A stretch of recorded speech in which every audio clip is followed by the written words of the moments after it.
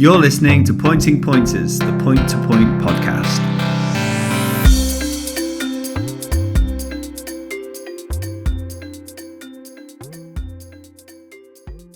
Hello. Welcome to Pointing Pointers. This is week 187 and we're only in February. I don't even know what episode it is now. Sam, do you? 18, mate. I'll just run your life for you. Chance to be a fine thing. I'm basically your PA amongst my other 17 jobs. And with us, we have Mr. William Bowler, commentator extraordinaire. Will, how are you getting on? I'm not too bad, buddy. How are you? Yeah, very well, thanks. We did try and record this podcast on Monday. We had some technical issues. But actually, do you know what? I quite like it being recorded more close to release because it feels a bit more, I don't know, it just feels a bit more real, Sam, you know? Someone said to me once, why do you record so early in the week and then don't put it out till Friday? And I just said one word, Steph. Yes, she's hard to pin down, isn't she? Oh yeah, These waterproofs now, mate. We won't get her to do this anymore, I reckon. Yeah, I know. Yeah, I know. To be fair though, they look bloody good. I'm quite up for a pair. Yeah, I'd love a free pair. Oh well, yeah, we're obviously not paying it. You're ridiculous. Although today is not the day to be making jokes about clothing, as he wears his yeah, it's awful. OG zebra print jacquard. You know, that wasn't too dissimilar to the Southwell outfit, was it? I know. I think I was wearing this. Yeah, I was wearing it. Yeah, well observed. Well observed. It's my lucky coat. Will. You wore that jacket in public?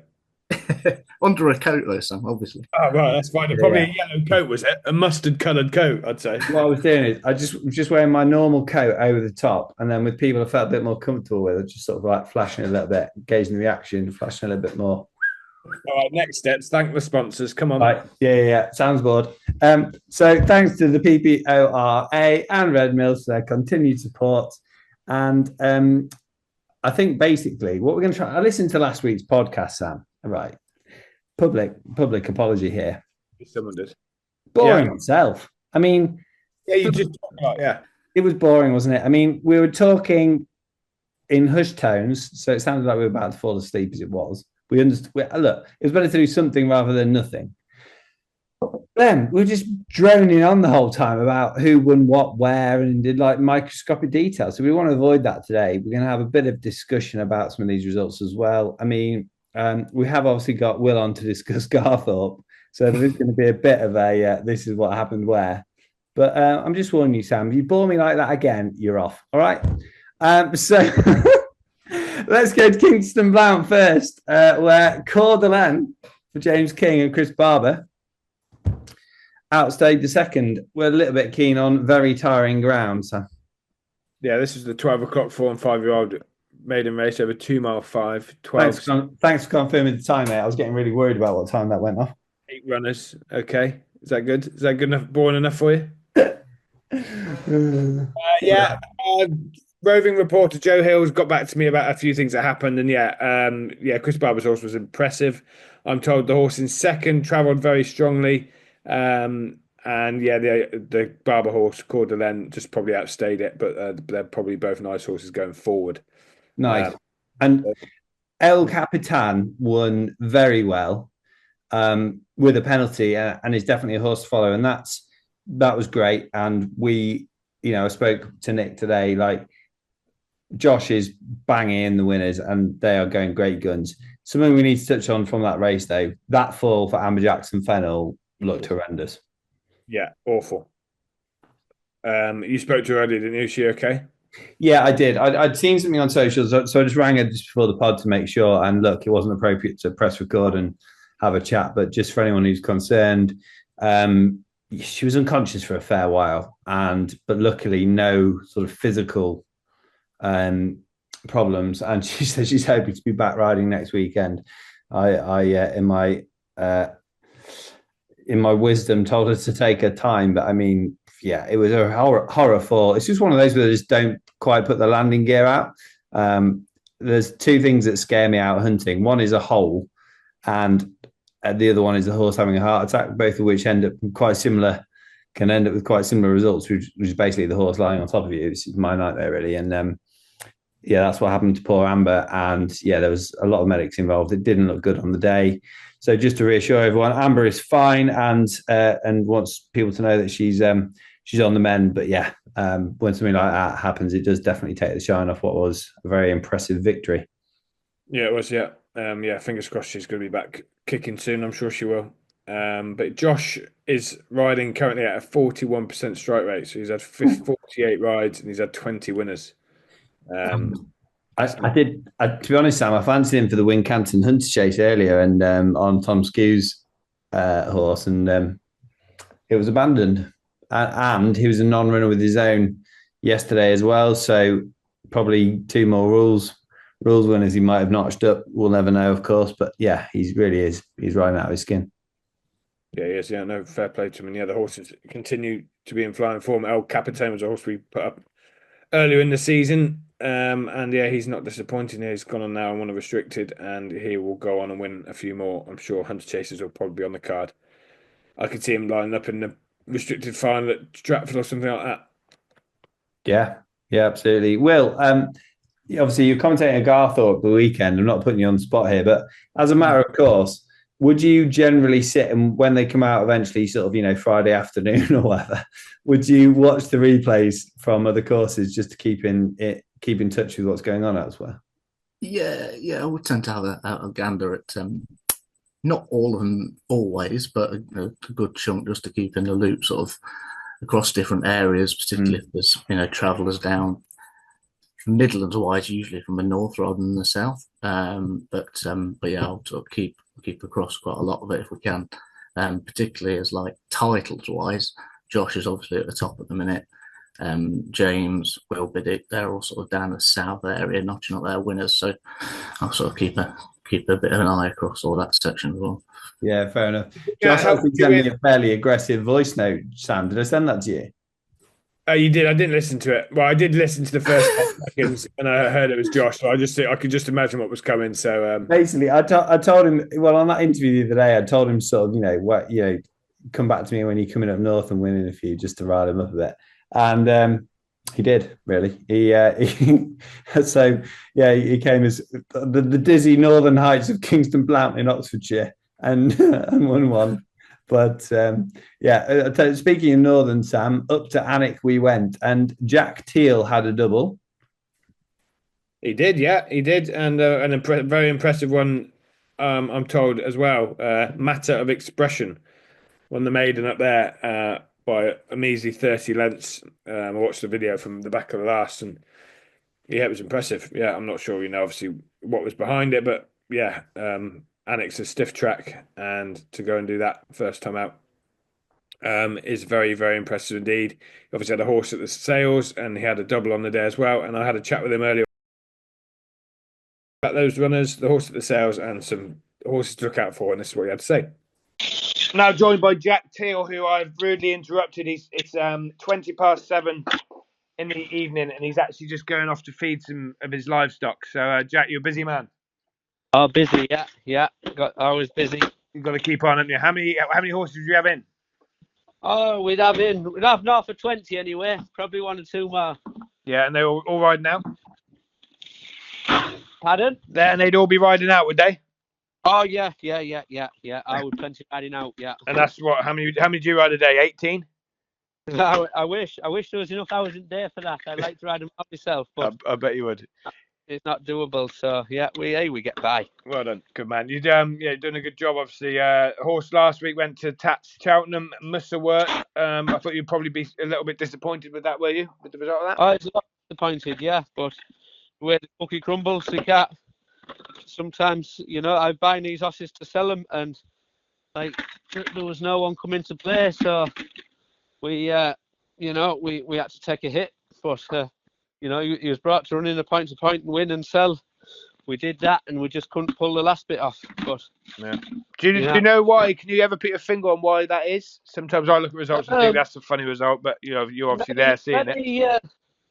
You could put it down to, I don't know. Maybe it's a lot of fashion, isn't it? There's a lot of these French sires coming over, and French bred horses coming over, and they're obviously very tasty at the moment. So maybe it could be that. Because to be fair, now I was happy now how he was showing and everything when he was there at the sale. I could be biased in saying this, but I felt he looked a picture. Yeah. Well, yeah, I heard the same as well. So yeah, it's a funny old game sometimes, isn't it? As you say, you did your bit, and you continue to do your bit, and hopefully, it'll turn your way, won't it? I'm sure. You probably got how many youngsters you got to run this time around? Oh, it's hard to say. Like there'd be 11 4-year-olds riding out. And then there's plenty 5-year-olds about, and there's still some nice 5-year-olds kicking about. Which some have just been backwards, but God, I think they can gallop like. Yeah. Well, you look at the result Tom and Gina got with their 5-year-old, so it's not going to be a bad thing, is it? No. So then going on to some more maidens, and a really impressive one that I saw, Matter of Expression, one as he liked up at Anik. What can you tell us about him? Yeah, he's a nice horse. He was raw when we got him, but God, this year coming back in, he's been as straight as the sounds of the bell, like straightforward as you get. I had always thought now he was good enough to run straight in the bumper, but that's not my job. I'm buying these horses to run them in point to points and prove they can jump and stay, and then that's for the next man, to run in bumpers or whatever. Yeah, and obviously you went down to Joe. Obviously rode both your winners, one in the Royal Mags as well. Another nice horse, won nicely. Homebred filly by Telescope. Stephen Josie Knowles bred her. She's a nice filly now. To be fair, she's a bit raw to start with, but she's gutsy and hardy. She is. Yeah, it's nice. It's nice for Stephen Josie to breed one, and go out and do that first time. Yeah, definitely 100%. And you obviously went down to Garth. You must have thought yours was all right if you're leaving Joe to steer them round up Anik, and you're going to Garth up. God, we're very disappointed, but probably just asking a bit much. We think a lot of this horse, and he's maybe just found it all too easy at home, and then on the day, running against sort of match practice horses. And the track maybe caught him out a bit. Like it just didn't, you last half a mile there, half of it's downhill, and there's 3 fences in it. Like it's a tough track. It's a sharp enough track, isn't it? Yeah, I think I just got caught out a bit there. Maybe been a bit bold, thinking that much of the horse, by taking all the horses on such a big track, Yeah. I completely get that. But hey, look, I'm very disappointed about that run, but hey, look, he's all back good. There's worse things happen. And you can probably go again with him. It is disappointing when you think you've got a proper one and it don't come off, but that's life, isn't it? Yeah, you just got to remember the days. You have the good days. I was speaking to Gina earlier about, they had a maiden winner the other day and it went wrong off when they got home, and you got to remember the good days, don't you? Because it's a long old game getting these stores to run. I find sometimes when you're going well, you end up taking it too much for granted, Yeah, and it seems to kick you back down. Oh God, it does this game, doesn't it? Yeah, it sure does. Looking at the weekend, what Charm Park? You've just been there doing the fences. How's it looking? Oh, it's looking in great nick now. Yeah, it is very, very, very good. No, it's in good order. Lads, Will and Rory, they put all the work into this first meeting, and you'd be very happy with how it's looking anyway. Brilliant. And you've got some runners. Any ones that our northern listeners should be looking out for if they're heading to Charm Park? Obviously Caledonian in the Open. He ran a right race last time in Duncan Park. Hopefully he can follow that up again. What's the solution? He's won round there before. Hopefully now he's been close a couple of times, so hopefully we can get a bit closer with him now. Perfect. And then going forward, any other young horses that that you've got your eye on at home, that are doing nice things at home, that are coming to the track in the next few weeks? Oh, there's plenty, but none running this weekend. There's a horse I hold in very high regard. See the Moon horse. There's a big backwards type by Elusive Pimpernel. He surprised me the other day. Sort of first proper gallop on grass now, and he did it fair well. Hey, look, and some of these 4-year-olds are just starting to get a feel of them, and and they're very exciting too. I didn't spend too much on them this year, but I don't know if it's making any difference on their ability. They're showing me plenty so far, anyway. Brilliant, good. Well done. Well done for good starts to the season as well. And yeah, best of luck with these young horses you've got coming through. You seem to be doing a good job. Keep it up. I won't keep you from feeding the rest of them. They sound like they're hungry. Yeah. Top man. We'll speak to you later. All the best. Cheers, Jack. Bye-bye. Bye.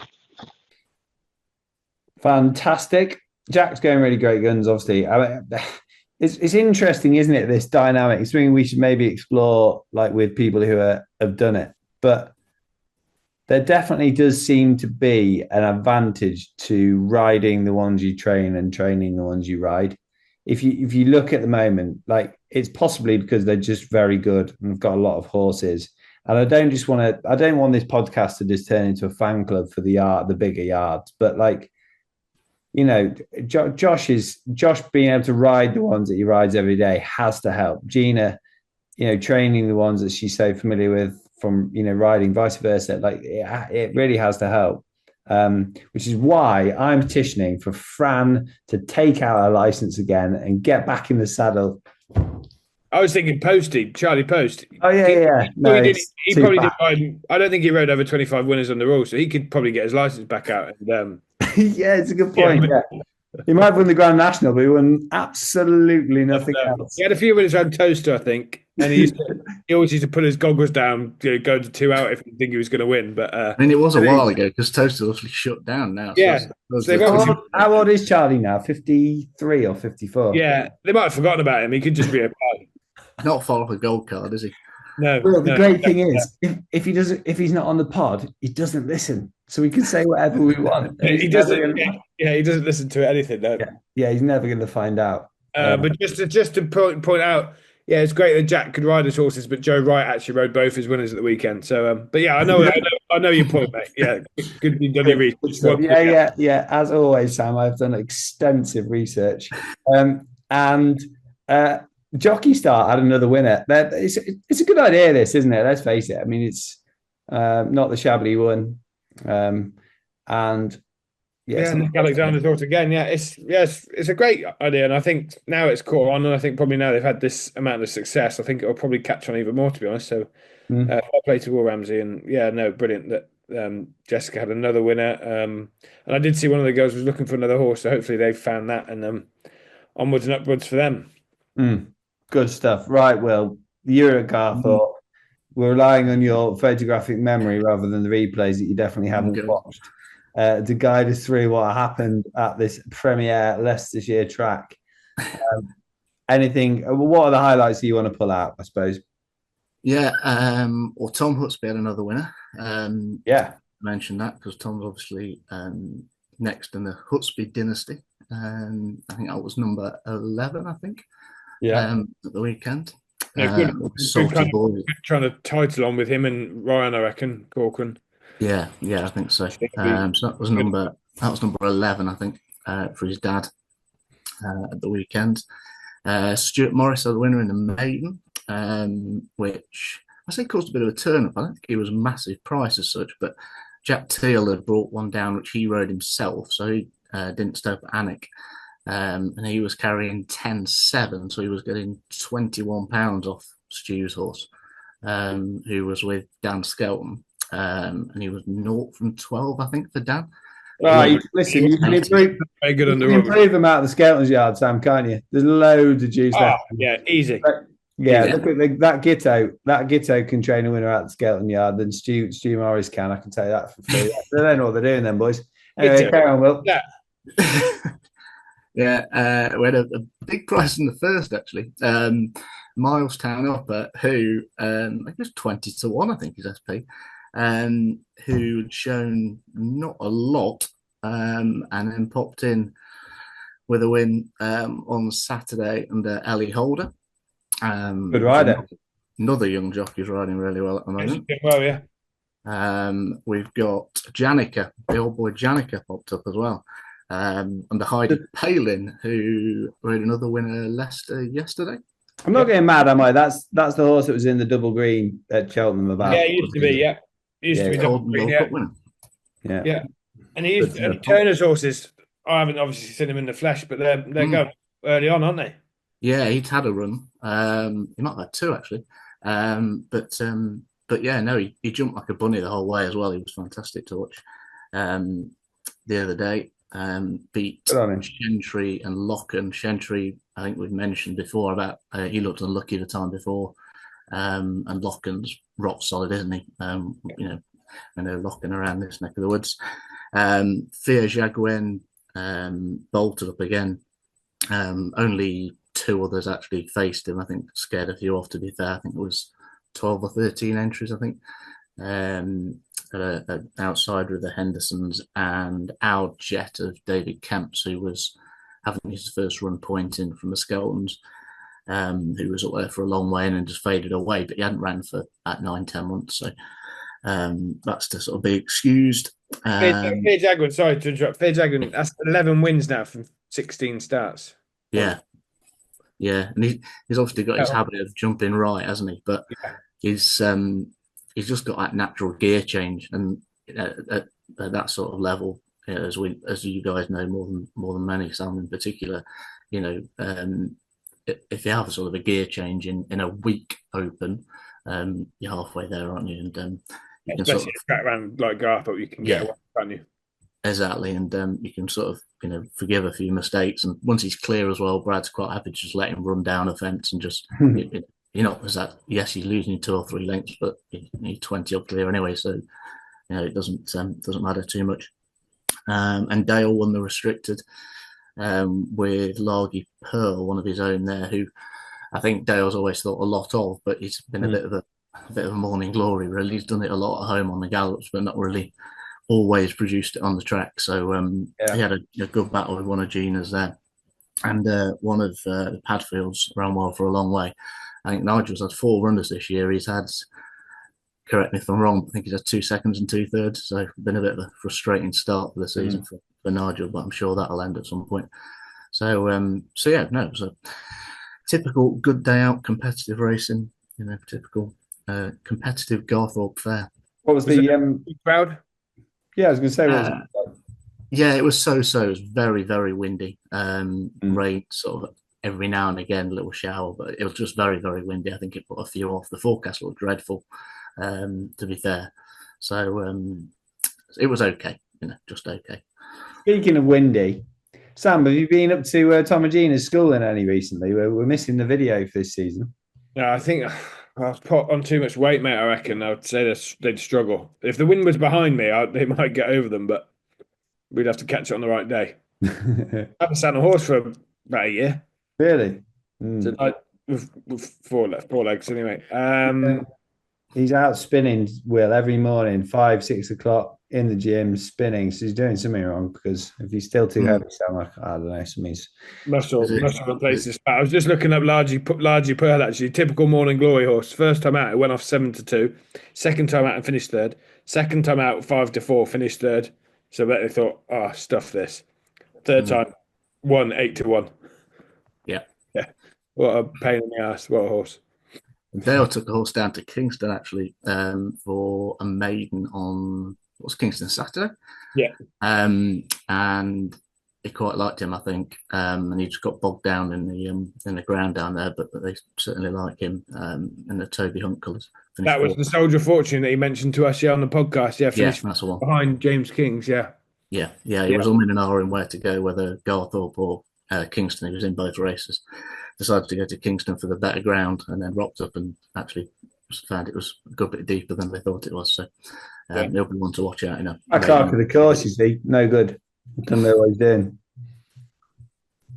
I'm bombastic tonight, Sam, aren't I? I need to rein it in a bit. I've had the Weetabix a bit too soon.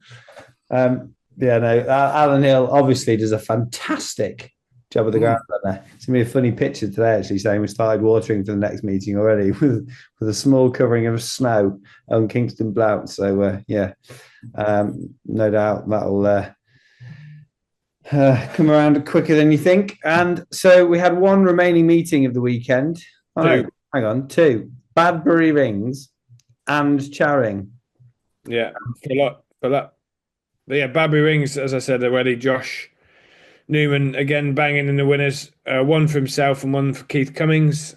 Dr. Rhythm won the Open, and then Josh won on his own horse, just getting the better of Hurricane Deal on Tallymore Pearl in the restricted. So yeah, Josh obviously just keeps kicking them in, which is great. And yeah, Southfield Lily again won again in the conditions race as well. So yeah, good day down there. And yes, Josh obviously had 2 winners, but obviously sad part of the day for him was they lost their yard favourite 16 letters. So that was a big shame. And yeah, we send our condolences to the whole team. Obviously a great horse for them, and the horse has done lots of things for them and some staff in the yard. So yeah, be a great loss, and I'm sure that was a tough day for them all. Yeah, 100%.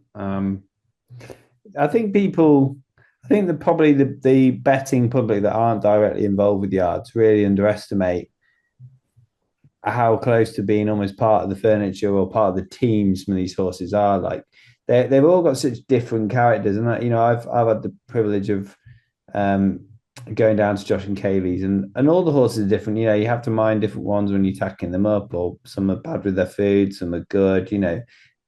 Some of them are just jokers and are messing around with the brooms. Some of them are lively. Some of them are not.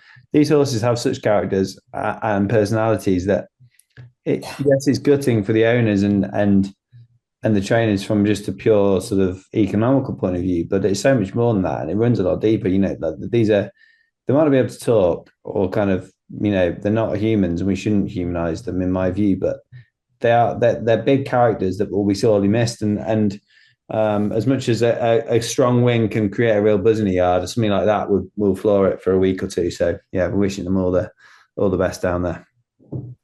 Yeah, 100%. Yeah, it's probably not just the day that's the hardest part. Is when you go home.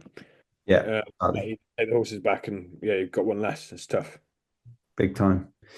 So let's finish up on the week review. Sam, we're trying not to make this too boring, as I mentioned earlier. Yeah, falling asleep already, but yeah, Coward.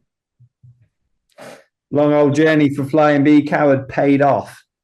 It did, yeah. They won the last there. They obviously had they have 3 runners, I think, throughout the day. But yeah, the last horse, extremely impressive. I think he wasn't cheap from Ireland. A bit of form over there. Ultimate Survivor. He won the restricted by 25 lengths, unchallenged.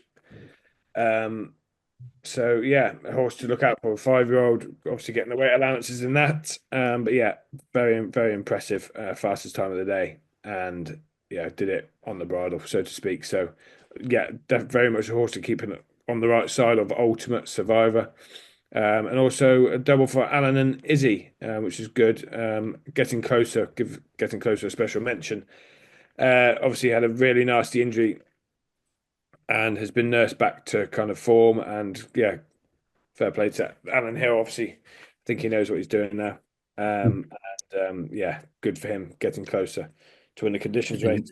He's been some horse, hasn't he? Getting Closer. Yeah, just looking just now, like he's had 16 runs in points, and he's won 10 of them in second 5 times. Like, wow, perfect. Yeah. And that was his first start there since May 2023. Yeah. So yeah, and it's brilliant horse, and yeah, he's worked his way up from restricteds, winning restricteds. He's then won an intermediate. The old-fashioned way. He's running a couple of 100 chases. He was third at Cheltenham. Yeah, what a horse. Yeah, and yeah, to get him back after the injury he had. Obviously, the vets, Paolo Gasca, who's a local vet to me, and he goes all around the country now, and he's a good vet. And obviously Alan Lawney, Joe, and Izzy. Yeah, fair play to him. Good effort. When Jack's got that Musto coat where the neck sort of comes over his head. Yeah, he sponsors Jack. Yeah, it says Gowster and Associates. That's the man. That's the man. Yeah.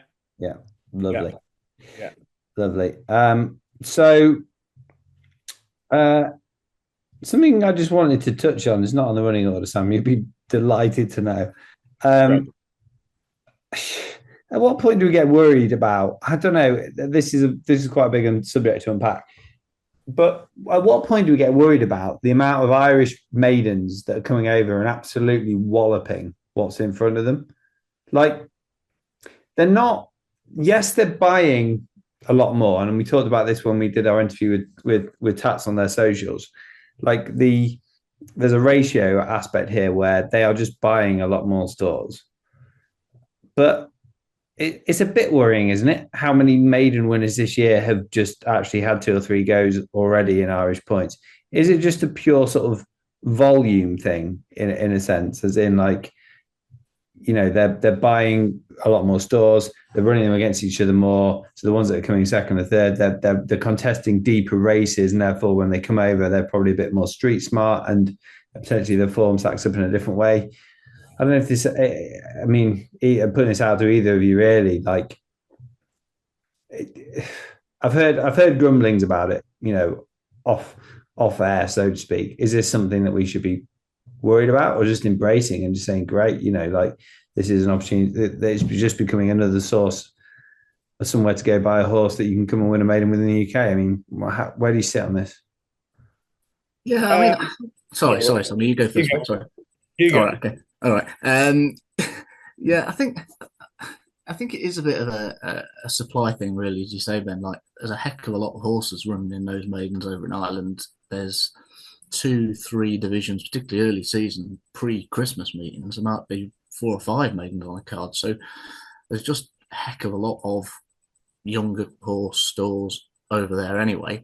I mean, you've even seen some this year who've actually ran in the autumn over in Ireland and then been bought October, November, and are coming out around about now, January, and actually running for connections over here. So it's not even necessarily different seasons. They're actually, you know, coming across in the same, you know, what we call seasons, you know, national hunt season. So I think there's a bit of a case of just the actual stock is all over there to be tapped into anyway.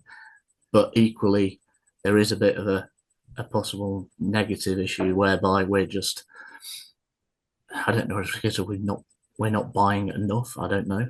Sammy would probably be in a better position to sort of touch on that than me. But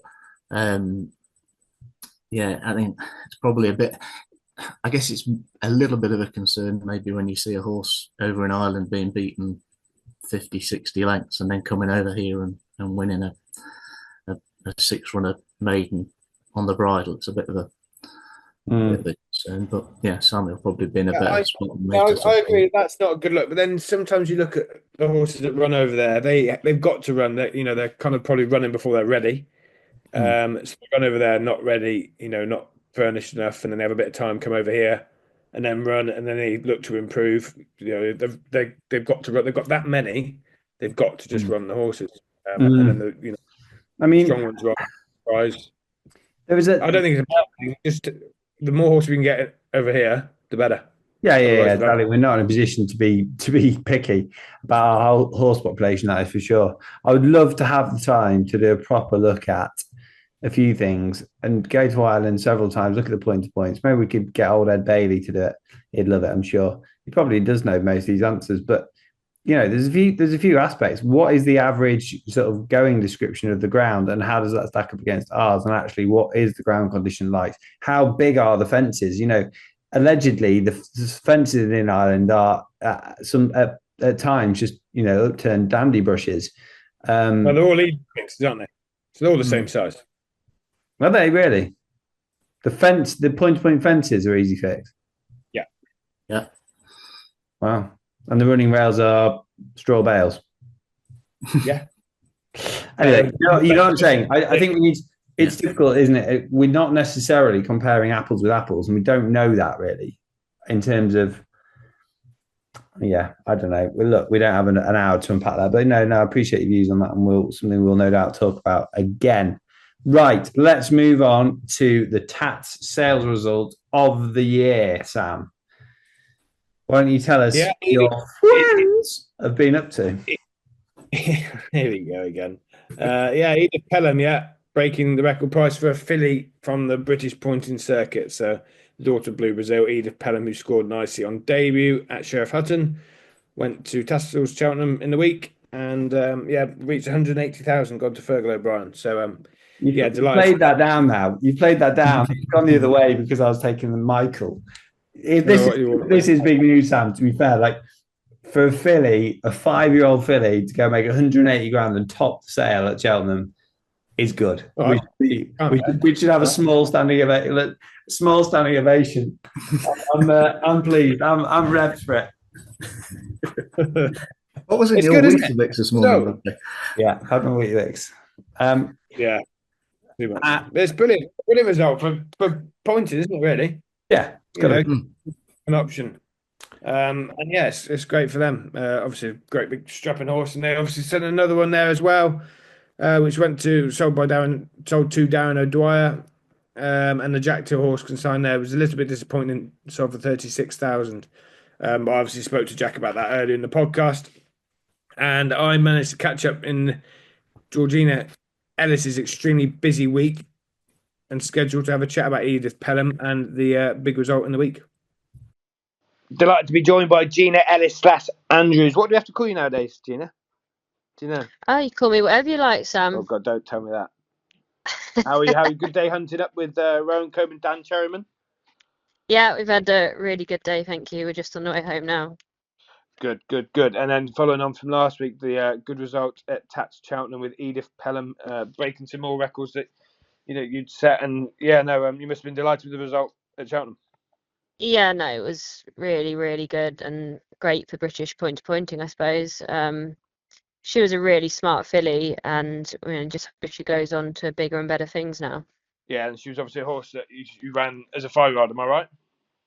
Yeah, she didn't run as a 4-year-old. She just wasn't quite ready last season, so we left her, and she would have ran sooner than she did, but with abandonments and weather and whatever meetings not being on, she just didn't get to run until she did. But she was worth the wait anyway. Yeah, and it's probably quite nice to get a result on a horse you've had to wait with, because do you find sometimes that you feel, I don't know, you tell me, but you have to rush them maybe to get them out when they're younger instead of being a 5-year-old? Yes, we sometimes put ourselves under a bit of pressure to run them before they're ready, but I think we're learning on the job, and we've sort of learned that you're best to leave them and give them a bit longer, let them mature more, and they seem to be better then. So I'm glad we left her as long as we did, really. And did someone tell me that there was a bit of emotion showed in the sales ring? Yeah, I did think you showed emotion. I cried. I cried. Once we got beyond 150,000, that was it. I was off. That's a big thing, isn't it? It's something you will work towards. Obviously, Jack's breaking them in, and all that work you're doing at home. It's a big moment, isn't it? Absolutely, yeah. I don't think people realise quite how much Jack does do for us. He's a huge part of our team now, and we definitely couldn't do it without him. No, good for him as well. And another horse that you had that was runner-up at Duncan Park, Nice One Nelson, went to Darren O'Dwyer. Were you pleased with that, or? Yeah, no, definitely. Like he obviously didn't win. He was unlucky not to win, but he's a big raw type. Is going to need plenty of time. So, whether he won or a second, like he was, I think he was still worth the same amount of money. So, we thought it was best he went to the sales, and he's only going to get better in time. Perfect. And well done again. And that'll be good result for British Pointing, as you say. Looking back at some winners over the last few weeks that we haven't spoken to you for a while. Obviously, I see Fairly Famous. He's in March in the Fox Hunters. Is that the plan for him? Yeah, I think so. It's been the aim all along. He's had a couple of nice little prep runs. Avoided a hunter chase because he just gets burdened with huge weights. So he's just had a couple of nice spins around in mixed opens and ladies. So he had a racecourse gallop at Warwick last Friday with Late Night Pass. So I think we're all good to go. And Late Night Pass is going for the cross country still? Yeah, he is. Yeah, he's going for his final school on Friday, and yeah, that'll be the plan, hopefully. Oh, brilliant! Fingers crossed for that. And I'm spellbound. He's come out this season in great form. Yeah, he has. Yeah, again, a horse we've always thought an awful lot of, and he's not been the most straightforward horse to train. And he had a nasty fall last season, which it took a while to get over. But we've got off to a really good start of him this year, and hopefully his season in the same way. Brilliant. And a horse that won at the previous Garthorpe meeting, the head waiter. What's the plan with him?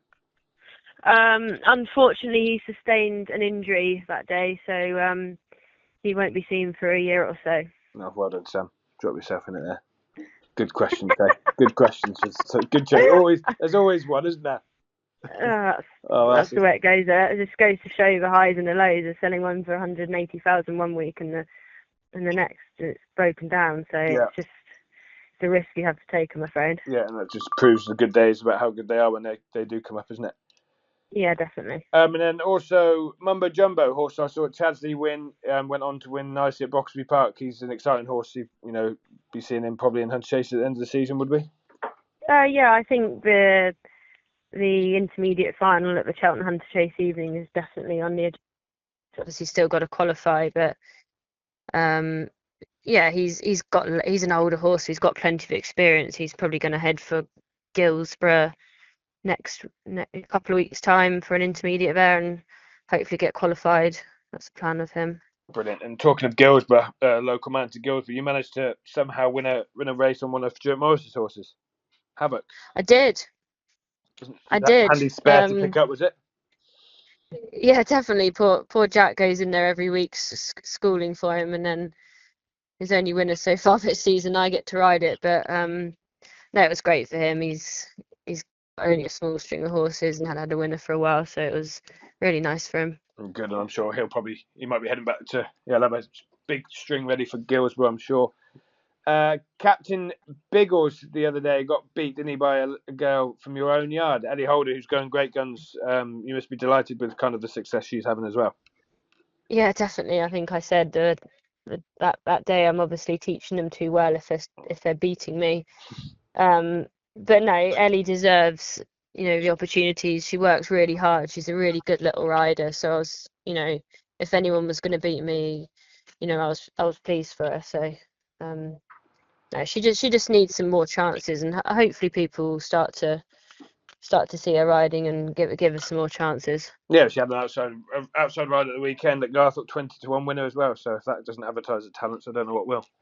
Yeah, exactly. This weekend, heading to Ampton. I don't know if you've got any other horses entered, but just looking at your book rides yourself, Benefactor, Captain Biggles and Patrick's Hill. Any you're particularly looking forward to? Obviously all of them. Yeah, no, like Benefactor's obviously an older horse now, finding it a bit more difficult to win. And Captain Biggles ran a solid enough race last time, beaten by Tully's.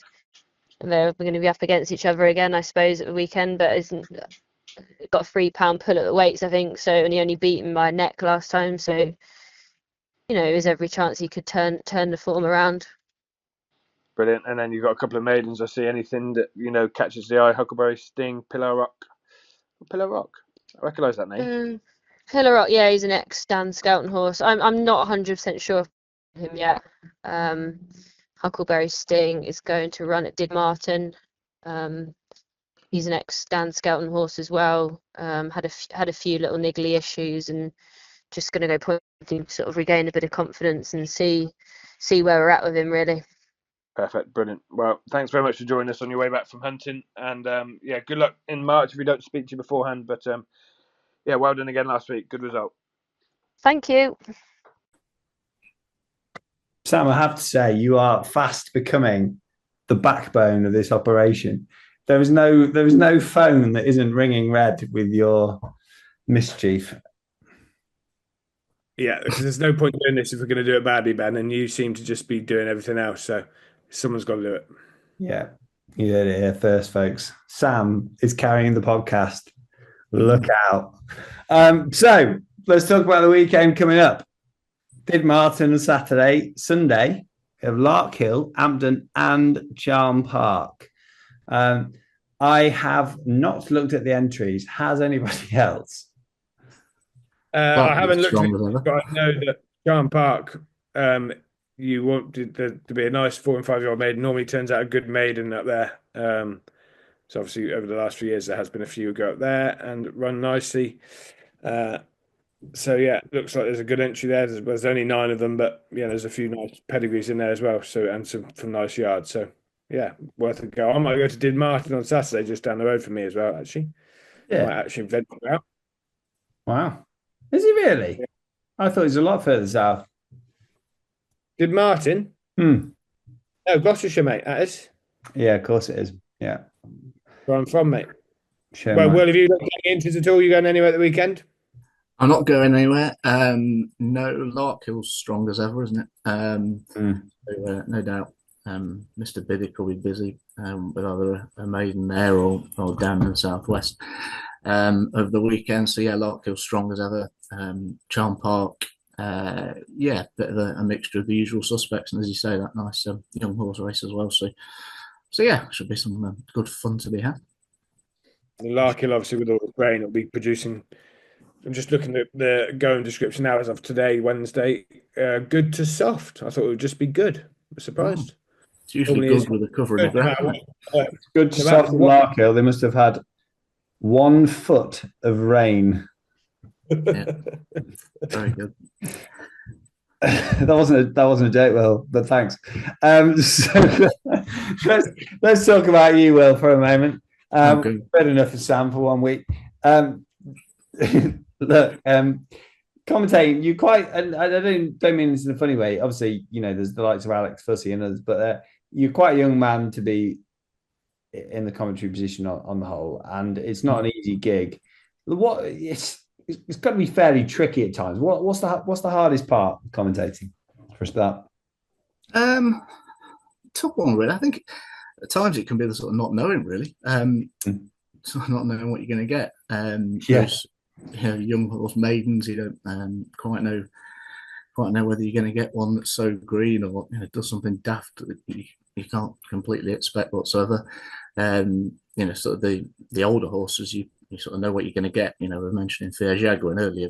I know for a fact that he's going to lead in that race, so I can sort of, in terms of a mental picture before the race, I can roughly work out straight from the start that he's going to go off. He'll probably jump right most of the way as well, which tends to be his way. So I can tend to have a bit of a picture quite early. Obviously, I'll look at them at the start as well, so you lead in on the walk round, and again try and build up a bit of a mental picture if I can. But I think it's more the not knowing, really. But every race is individual, so you just play it by ear. So on that, we touched on this with Charlie. Do you think we would 24-hour decks, like 48-hour decks, actually help you massively? A little bit, yeah. But I think, I mean, it probably would, yeah. But I think equally, you sort of, I would probably spend day before, a couple of hours making notes probably across the whole card. But that's obviously as of now, without 24 hours. But yeah, even still, you still do plenty of notes preps and all sorts of random. I just remember Sam SDT was unavailable for something that Charlie wanted one of us for, so I got the big call up last year. And I did a load of homework because I wanted to do a good job, and a good 60% of the I could have just ripped it up. I mean, most of them just don't turn up, let alone declare. So, it's tricky. It is tricky, but you must find that you waste some time. But look, I'm just banging a drum for my own agenda of 48-hour decks, which isn't necessarily what everyone wants. So we'll leave that one there. But how have you seen pointing change over the years for good, for better or worse? Do you feel? I think obviously commercialising elements getting better and better. With the growth of Gina and Tom, as we've seen in the last week or so, Station Yard, Brad, Jack Teal now up north as well, getting more and more in the past season or two. That's obviously getting better and better. Luca Morgan, lest we forget. Absolutely. So yeah, that's obviously getting better and better. Field sizes can be a little iffy, but then again, I think a good chunk of that is in the spring when you've got that quick ground, and also Easter, and there's just so much can run, and it just gets diluted, and you know what you're going to get. So I think it just keeps developing, but we've got to obviously make sure that we keep developing over the same time. We can't just be stuck in the same ways for year after year, because we'll get you won't get anywhere. So obviously we've got the new man this year in Paul Miller, so we'll be getting new bits and bobs over time. And I have to say, we're starting to see some stuff that he's doing hopefully soon, because it's a bit quiet. Obviously they've got Tiggy, but I haven't heard much else going on, so hopefully we'll start to see some. Well, Sam, let me stop you there. I received this week the newsletter, both from PPRA but also from the PPA, which took some reading because there's that much in it. It's consumed at least one of my morning coffees. And there's actually a fair bit that's been going on, an awful lot that's been going on behind the scenes. So you should give that a read. I don't know why you haven't received it, actually. I'll send it on. But and also, you PPRA WhatsApp group. Am I? Yeah. No, but I'm not an owner rider. Well, neither am I, but I'm in it. So you've got a lot of horses, Ben. Don't lie. Oh yeah. Yeah, good. Hey, Will, are you going to Seville next Tuesday? No, we're not entered next Tuesday, but yeah, I think I'm at work actually. Yeah. Of all the things, if you said, Ben, where do you see yourself in 5 years? I probably wouldn't have said owning a classified horse that's rated 46 on the flat. But there we go. Let's move on to the Hunter Chases, Sam, have been going great guns at the moment, haven't they? Loads of interesting stuff. And Benny's King rolls back the ears, puts one on the board for you. What a horse. Yeah, brilliant. And Heidi Payne, another winner. She's good. Jockey that's kind of really improved, I think, over the last few months. She's obviously getting more rides. Benny's King, he's not the easiest conveyance. He's ignorant, but he is as numb as they come. And he set up a big pace and had the favourite, in trouble down the back. Gracchus de Barmy looks a god-awful ride, to be honest. Hanging left and, doing all sorts with his head. So, that Lord of Menil and Rebel Rising kind of disappointed a bit. Autonomous Cloud was beat back in second, but Benny's King won well. And Piley Court took full use of the Newman non-runner, I feel, and won nicely, beat Wallace Ollinger 15 lengths. So I was a bit disappointed with that. I thought the form. I thought Wallace Ollinger ought to be winning with Josh's absent, but it didn't. I think he might want a bit better ground. I think Wallace Ollinger. There you go. At least they've got one man that knows. Yeah, well, exactly. Yeah, we should have Bowler on every week. We should have Will on in the background as a BBC fact check when one of us just says something ridiculous. Will could just say, Ben, that'd be good. Anything else to point out from the Hunter Chase sphere, boys? Not for me. No, it'd be interesting now to see. I saw a little clip the other day. I see Nichols had his only bet was Shearer each way for the Fox Hunters when he was. I saw that. I saw that. Yeah. Doesn't surprise me really. I think he's got a great shout. To be honest, if he's come out of them races, all right. Yeah, I mean, I guess the health warning is that trainers, as far as I'm concerned, are some of the worst tipsters out there. Only made to look slightly better by jockeys, but I mean, it wouldn't be 1,000,000 to 1. If you're Paul Nicholls, you want to give Olive Nicholls a winner at Cheltenham, surely. And you will do everything you can to make that happen. So, good luck to them with that project. Right. In fact, we're a bit far out here, and this is not on the running order, Sam. Shock. Who's going to win the Cheltenham Hunter Chase? You can change your mind between now and then. Will, Sam, we need a selection at this point. Who wins the Cheltenham Hunter Chase? Sam, you go first because some fair on the guest. I would probably go. As the ones I've seen, I think probably Shearer has probably been the best this side of the Irish Sea. I would have said. That would be my pick each way, probably. Obviously being, a friend, I'd like Fairly Famous to go and win, but I think he might be up against it. But hopefully if the ground dries up, the drier ground, the better for him. What about yourself, Will? I'd probably head Music Drive's way, I think. Come on, Will. Yeah. Come aboard the Music Drive train. I'm with you. I think of the pointers I've seen this season in the flesh, then he'd be clear top. I think he's got a lot of the right attributes that can make him run big. Doesn't mind a big field, likes most ground.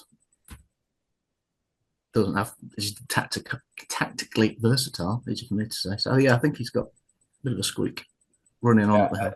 I'd be all over that. I just was disappointed it was 14 to 1. I'm just on the non-runner no bet section now, and he's 14 to 1, the same as Shearer, and that's probably right, but I wanted him to be the wrong price. Does that sound ridiculous?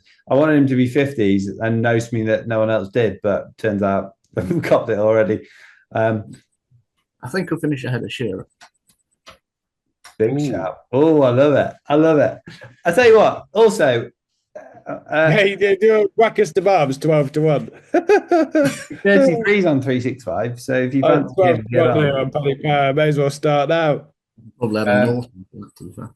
Is Master Templar the most mental shout? If it came up quite a test, he's 33s. I mean, Will he run? well, this is the other question, yeah.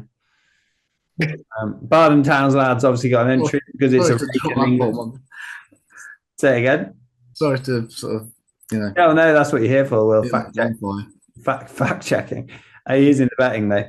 And Bardon's Town lad, obviously, as I just said, it's a race in the UK, so he's got an entry. But we understand he is going there. Be interesting to see who rides him actually. There's quite a lot. I mean, let's revisit that when we're a bit closer to the time. I was just amazed that Music Drive was already 14-1. I was hoping that'd been overlooked slightly, but I do think he's got a very, very good chance. Sam, did you ever ride a Fox Hunters? Kelly? Wow. Let's just move on. Wow. Sorry, mate. I love you. It's all okay. Look, it's okay. Yeah. Don't bite. It's okay. It was just Fergus is there. laughing. It was just Great. sitting up. Fergus. Yeah, Fergus is laughing a lot. Good. That was my only aim. It's good to know you're still with us, Ferg.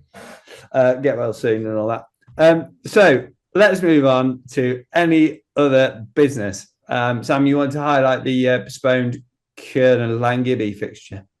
Yeah, the Kiernan Langibby fixture at Howick. Now takes place on the 8th of March. Well done for getting it rearranged, and the entries will stand. So yeah, good to have it rearranged. Entries from that meeting that was postponed will stand.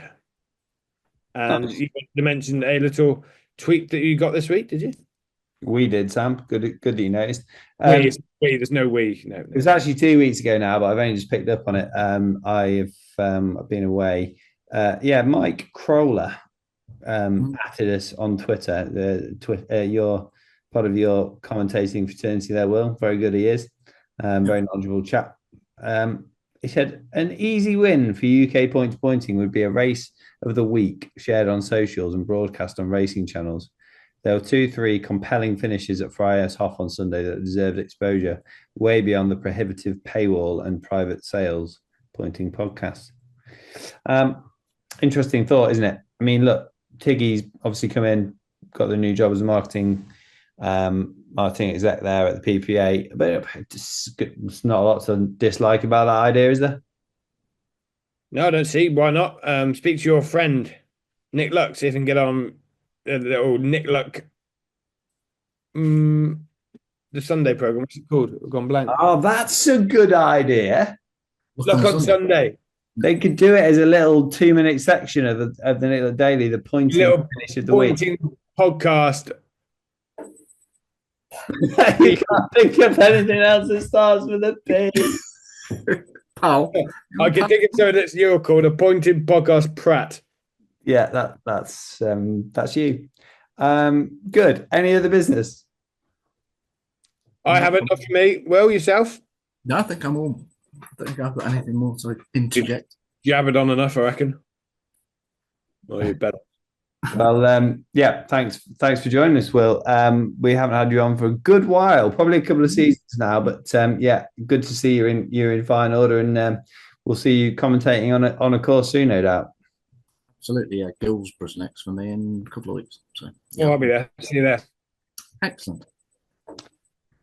Thanks a lot. This has been episode 128, and we will see you next week. Ciao. You're listening to Pointing Pointers, the Point to Point podcast.